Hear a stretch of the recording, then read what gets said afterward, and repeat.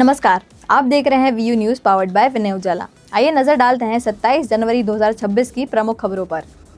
Brazil के राष्ट्रपति ने भारत दौरे की पुष्टि की। अमेरिका जाने से पहले फरवरी में आएंगे नई दिल्ली।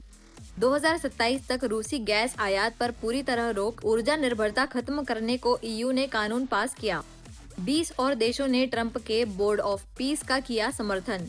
मिनेसोटा में आव्रजन कार्रवाई पर विवाद। ट्रंप ने हालात संभालने के लिए सीमा पर भेजे सुरक्षा अधिकारी। खामेनेई के खिलाफ नहीं थम रहा आक्रोश। मृतकों का आंकड़ा 6126 तक पहुंचा। ईरान में हालात चिंताजनक। देवदूत बने कोस्ट गार्ड जवान। लक्षद्वीप में फिल्मी अंदाज में रेस्क्यू कर एक युवक की बचाई जान। कल से संसद में बजट सत्र की शुरुआत। सुचारू संचालन पर सहमति के लिए सर्वदलीय बैठक आयोजित। पेरम्बलूर में पुलिस एनकाउंटर। सब इंस्पेक्टर पर हमला करने वाला हिस्ट्री शीटर ढेर। हथियार बरामद। केरल में सबरीमाला सोना चोरी मामले में विपक्ष ने की देवस्वम मंत्री के इस्तीफे की मांग। सदन से किया वॉकआउट। राहुल को असुरक्षित नेता बताने वाले पूर्व कांग्रेस सांसद का दावा। मिल रही धमकियां, सियासी घमासान तेज। मुंबई के मलाड में गैस सिलेंडर फटने से 6 लोग घायल। लीकेज की वजह से हुआ हादसा। लापता पार्षद पोस्टर मामले में आरोपी शिवसेना यूबीटी नेता रमेश टीके की मौत। पार्टी ने इसे साजिश बताया। 5 स्टार होटल में महिला के खाने में जहर की आशंका। 16 सैंपल जब्त। जांच में जुटी दिल्ली पुलिस। दिल्ली में गणतंत्र दिवस पर सीएम रेखा गुप्ता ने झुग्गी बस्तियों के लिए 327 करोड़ की योजनाएं मंजूर की। मध्य प्रदेश में बैंकों की 7000 ब्रांचों में ताले। 40,000 बैंक कर्मी हड़ताल पर गए। 5 डे वीक की मांग। भोपाल में गणतंत्र दिवस पर दिव्यांगों के लिए मेगा कैंप। बिना हाथ वालों को फ्री इलेक्ट्रिक हाथ वितरित किए गए। अनूपपुर में 4000 मेगावाट पावर हाउस और प्रोबेशन खत्म करने पर कैबिनेट निर्णय संभव। इंदौर में सरकारी अस्पतालों में मिलेगा एलोपैथी के साथ आयुर्वेद और होम्योपैथी का इलाज। सरकार उठा रही बड़े कदम। इंदौर में युवक की चाकू मारकर हत्या। मां व बहन पर भी किया हमला। पुलिस जांच में जुटी। इंदौर के महालक्ष्मी नगर में बंद कार में पुजारी का शव मिला। सिर में गोली लगी। मामला संदिग्ध और जटिल। इंदौर में 77वां गणतंत्र दिवस पूरे उत्साह के साथ मनाया गया। एआईसीटीएसएल कार्यालय में मुख्य ध्वजारोहण हुआ। नेहरू स्टेडियम में उप मुख्यमंत्री ने परेड की सलामी ली और उत्कृष्ट कर्मचारियों को सम्मानित किया गया।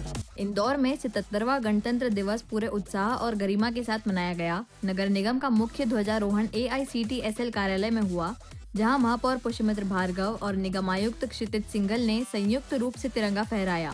अधिकारियों और कर्मचारियों ने देश की एकता व अखंडता बनाए रखने की शपथ ली।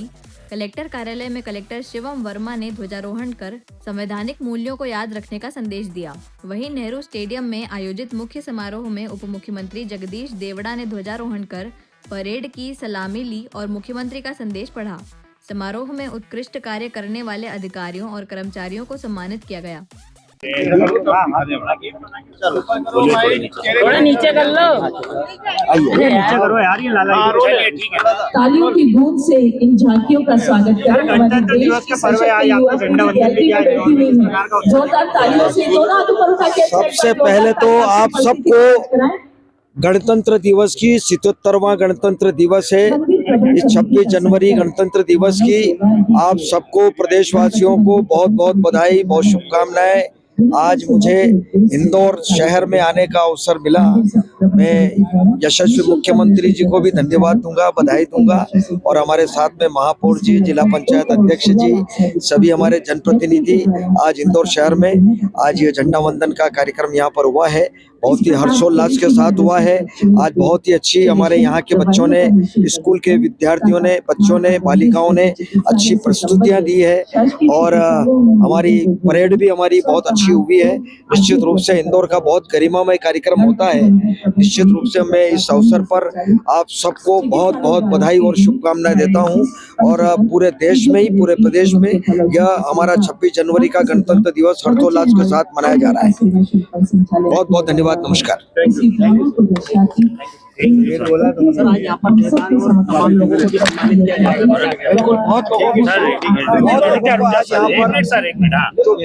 जो लोग हैं जिन्होंने समाज के भोपाल में गौकशी और गौ हत्या के मामले को लेकर कांग्रेस कार्यकर्ताओं ने विरोध प्रदर्शन किया। हबीबगंज थाने के पास आरएसएस कार्यालय घेरने निकले कार्यकर्ताओं को पुलिस ने रोक लिया। कांग्रेस ने दोषियों पर सख्त कार्रवाई की मांग करते हुए आंदोलन की चेतावनी दी। भोपाल में गौकशी और गौ हत्या के मामलों को लेकर कांग्रेस कार्यकर्ताओं ने विरोध प्रदर्शन किया। हबीबगंज थाने के पास कांग्रेस कार्यकर्ता आरएसएस कार्यालय संविदा का घेराव करने निकले, लेकिन पुलिस ने उन्हें रास्ते में ही रोक लिया। इस दौरान पूर्व जिला अध्यक्ष मोनू सक्सेना ने भोपाल और आरएसएस पर तीखा हमला करते हुए कहा कि हिंदुत्व की बात करने वाले संगठन इन घटनाओं पर चुप हैं। उन्होंने पुलिस को मोहन भागवत के नाम ज्ञापन सौंपते हुए चेतावनी दी तो कांग्रेस पूरे भोपाल में प्रदर्शन और गौ सम्मेलन करेगी। साथ ही भागवत भोपाल आगमन पर विरोध की बात कही कि भारतीय जनता पार्टी का समर्थक संगठन आरएसएस जो पूरे देश में सनातनों की बात करता है, हिंदू धर्म की बात करता है, हिंदू राष्ट्र की बात करता है, मध्य प्रदेश की राजधानी भोपाल में खुलेआम गो हत्या की जा रही है, गो कसी की जा रही है और गोवंश का मांस अन्य विदेशों और प्रदेशों में निर्यात किया जा रहा है।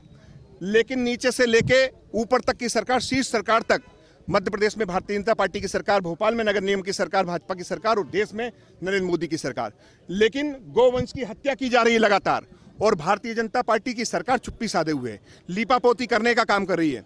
हम आरएसएस से और मोहन भागवत से सवाल करने आए हैं कि वो गो हत्यारों के साथ है या गो संरक्षण को बढ़ावा दे रहे हैं या हिंदुत्व जो सनातन जो बात करता है गौ माता की, जिस गौ माता में हमारे 33 कोटि देवी देवता होते हैं, जिसकी हम आराधना करते हैं, हम पूजा करते हैं, क्या उनको ऐसे ही छोड़ दिया जाएगा? उन हत्यारों को बचाया जाएगा?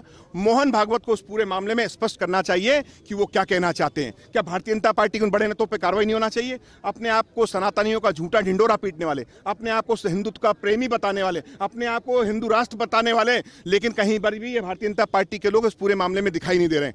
आज हमने नंगाड़े बजा करके नींद से जगाने की कोशिश की है कि मोहन भागवत जी जाग जाइए और ये गंभीर विषय है क्योंकि हमारी गौ माता का मामला है। हम सनातनी और हिंदू धर्म के प्रेमी, हम रुकने वाले नहीं है, मानने वाले नहीं है। आज हमें पुलिस के बल प्रयोग से रोक तो दिया है, लेकिन हमारा दावा है, आज हम संकल्प लेके जा रहे हैं कि मोहन भागवत मध्य प्रदेश की राजधानी भोपाल में जब भी आएंगे, हम तमाम कांग्रेस पार्टी के कार्यकर्ता उनके काले झंडों से स्वागत करेंगे। महापौर के खिलाफ आंदोलन जारी है।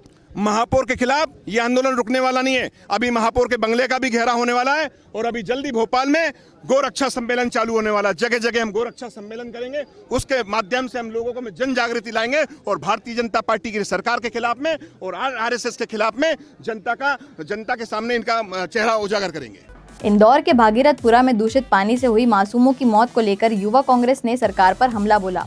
प्रदेश अध्यक्ष यश घनघोरिया ने मंत्री कैलाश विजयवर्गीय के इस्तीफे की मांग की और 28 जनवरी से जन अधिकार न्याय यात्रा शुरू करने का ऐलान किया। इंदौर के भागीरथपुरा में दूषित पानी से मासूमों की मौत के मामले को लेकर युवा कांग्रेस ने भाजपा सरकार के खिलाफ मोर्चा खोल दिया है। मंगलवार को भोपाल में हुई पत्रकार वार्ता में प्रदेश युवा कांग्रेस अध्यक्ष यश घनघोरिया ने कहा कि 9 से 16 जनवरी तक सत्याग्रह के बावजूद सरकार ने कोई कार्रवाई नहीं की। उन्होंने नगरीय प्रशासन मंत्री कैलाश विजयवर्गीय पर असंवेदनशील बयान देने का आरोप लगाते हुए उन्होंने तत्काल इस्तीफे की मांग की। यश घनघोरिया ने घोषणा की है कि युवा कांग्रेस 28 जनवरी से इंदौर से प्रदेश स्तरीय जन अधिकार न्याय यात्रा शुरू करेगी। यात्रा के जरिए दोषियों पर कार्रवाई और पीड़ित परिवारों को 1-1 करोड़ रुपए मुआवजे की मांग की जाएगी।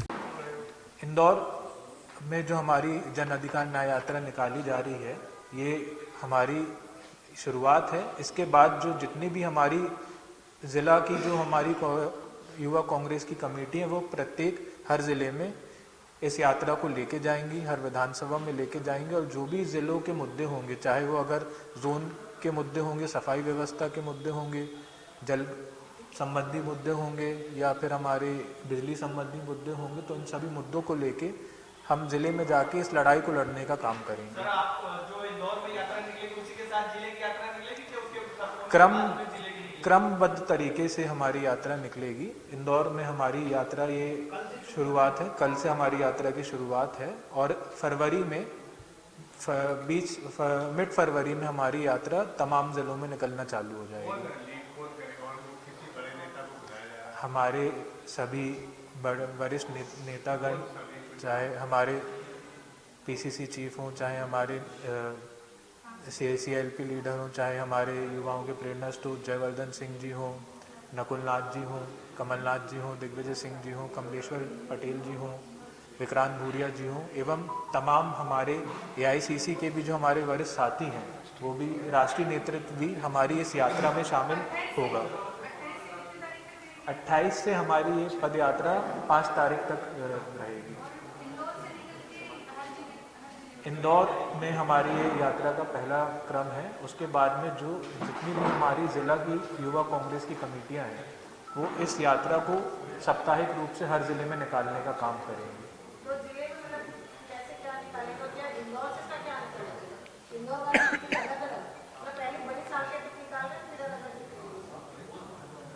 इंदौर से हम अपनी यात्रा की शुरुआत कर रहे हैं और इस यात्रा को जितने भी हमारे मध्य प्रदेश के युवा कांग्रेस के समूचे साथी हमारे साथ इंदौर में यात्रा में रहेंगे और उसके बाद हम सभी संकल्पित हैं कि तमाम जिलों में सब अपने अपने जिलों में जाके इस यात्रा। इंदौर के एरोड्रम थाना क्षेत्र में एक्टिवा और बुलेट की टक्कर के बाद जमकर विवाद हुआ।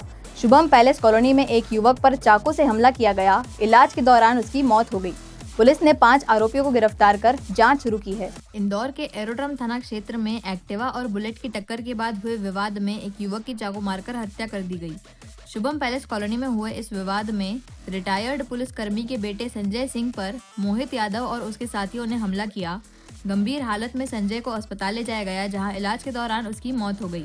पुलिस ने मामले में 5 आरोपियों को गिरफ्तार कर लिया है और पूरे घटनाक्रम की जांच की जा रही है। मौत हुई है मामूली विवाद के। ये भी एरोड्रम थाना क्षेत्र का मैटर है। जो छोटा बांगरदा रोड है सुपर मार्केट, उसके आसपास एक बुलेट गाड़ी थी जिसपे 3 लोग आ रहे थे और एक एक्टिवा गाड़ी थी जिसपे एक आदमी जा रहा था। जो बुलेट थी वो रॉन्ग साइड से आ रही थी, तो ये दोनों आपस में टकरा गई। तो इस एक्सीडेंट की बात को लेकर विवाद हुआ और 3 लोगों ने, जो एक एक्टिवा पे लड़का था रितेश नरवरिया, उसकी मारपीट कर दी थी।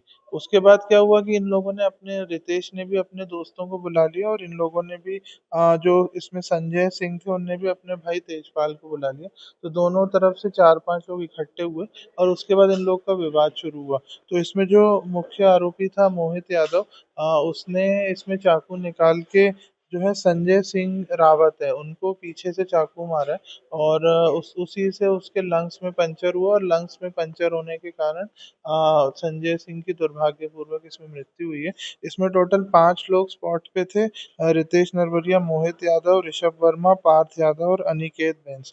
इन 5 को इसमें गिरफ्तार कर लिया गया और इसमें पहले 307 का प्रकरण दर्ज कर लिया गया था और जब इनकी मृत्यु हो गई तो फिर 302 उसमें इजाफा किया गया। इसमें ये बेसिकली जो संजय सिंह है इनके शायद फादर जो है 15th बटालियन में पोस्टेड थे और ये शायद संभवतः उनसे कुछ रिश्ता रखते हैं ये। इंदौर के खजराना थाना क्षेत्र में एक पुजारी का शव कार के अंदर मिलने से हड़कंप मच गया। मृतक सतीश शर्मा पूजा का सामान लेने निकले थे। देर रात कार अंदर से लॉक मिली। कार से पिस्टल भी बरामद हुई। पुलिस जांच और सीसीटीवी खंगाल रही है। इंदौर के खजराना थाना क्षेत्र में एक पुजारी का शव कार के अंदर मिलने से सनसनी फैल गई। मृतक की पहचान सतीश वर्मा के रूप में हुई है, जो पूजा का सामान लेने की बात कहकर घर से निकले थे। देर रात उनकी कार संदिग्ध हालत में खड़ी मिली, जो अंदर से लॉक थी। पुलिस ने मौके पर पहुंचकर कार खुलवाई तो अंदर सतीश शर्मा का शव मिला। कार से एक पिस्टल भी बरामद हुई है। शव को पोस्टमार्टम के लिए MY अस्पताल भेजा गया है। पुलिस सभी पहलुओं से मामले की जांच कर रही है और सीसीटीवी फुटेज खंगाले जा रहे हैं। एक मामला इस प्रकार है कि जो पुजारी हैं, जो राम मंदिर में सतीश शर्मा, वो अपने घर से शाम को 6 बजे लगभग, जो कि लसुड़िया मुरी में रहते हैं, घर पर ये कहकर गए थे पाटनीपुरा मंदिर में जा रहे हैं, जाके उनको पूजा पाठ करना है, हवन करना है, सामग्री लेने जा रहे हैं। उसके बाद फिर वो जब नहीं पहुंचे तो उनके परिजन था लसुड़िया पहुंचे, बताया कि उनके जो पुजारी अभी घर नहीं आए हैं।